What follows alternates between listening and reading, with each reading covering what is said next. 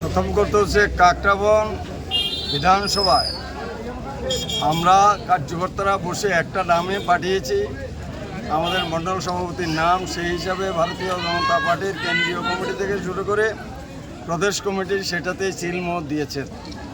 সুতরাং আপনারা বুঝতেই পারছেন, কাকরাবন বিধানসভায় সংগঠনে কোনো রকমের দ্বিমত, কোনো রকমের ভিন্নমত পোষণ করার কোনো লোক নেই। সবাই একটাই বলছেন, মণ্ডল সভাপতি যিনি হবেন একজনেই হবেন, এবং সেটাই হয়েছে।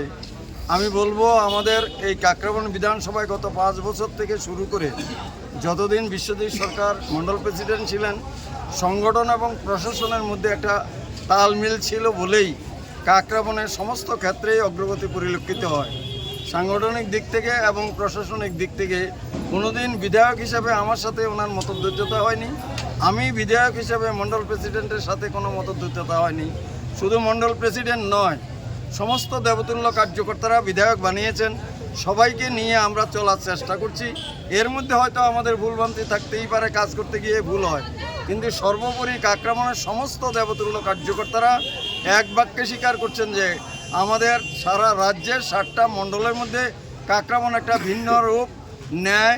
কোনো দিন আমাদের মধ্যে দ্বিমত হয়নি, যার ফলে সংগঠনের মধ্যে নিচের স্তর থেকে শুরু করে বুথ প্রেসিডেন্ট থেকে শুরু করে ডিস্ট্রিক্ট থেকে শুরু করে প্রদেশ এবং সর্বভারতীয় ক্ষেত্রে কাকরাবনে এমন কোনো ঘটনা নেই যেখানে বিধায়ক আর মণ্ডল প্রেসিডেন্ট অর্থাৎ সংগঠন এবং প্রশাসনের মধ্যে কোথাও দ্বিমত হয়েছে। আমি আশা করি আগামী দিনে আমাদের বিশ্বজিৎবাবু মণ্ডল সভাপতি হিসাবে পৃষ্ঠা প্রমুখ থেকে শুরু করে সমস্ত অংশের কার্যকর্তাদের নিয়ে সর্বব্যাপী, সর্বস্পর্শী, সর্বগ্রাহী সিদ্ধান্ত নিয়ে আমাদের কাকরাবন বিধানসভাকে অন্য মাত্রা গত বছরও দিয়েছেন, গত সময়ও দিয়েছেন, আগামী দিনেও একটা বার্তা যাবে সারা ত্রিপুরা রাজ্যের মধ্যে যে কাকরাবন বিধানসভায় মণ্ডলের যিনি কর্ণধার অর্থাৎ সভাপতি, সেই সভাপতি থেকে শুরু করে সমস্ত কার্যকর্তাকে নিয়ে আমাদের সংগঠনকে এবং প্রশাসনকে শক্তিশালী করার জন্য উনি কাজ করবেন। তার জন্য আমি বিধায়ক হিসাবে এবং আমাদের কাকরাবন মণ্ডলের সমস্ত অধিবাসীদের পক্ষ থেকে, সংগঠনের পক্ষ থেকে, 7টা মোর্চার পক্ষ থেকে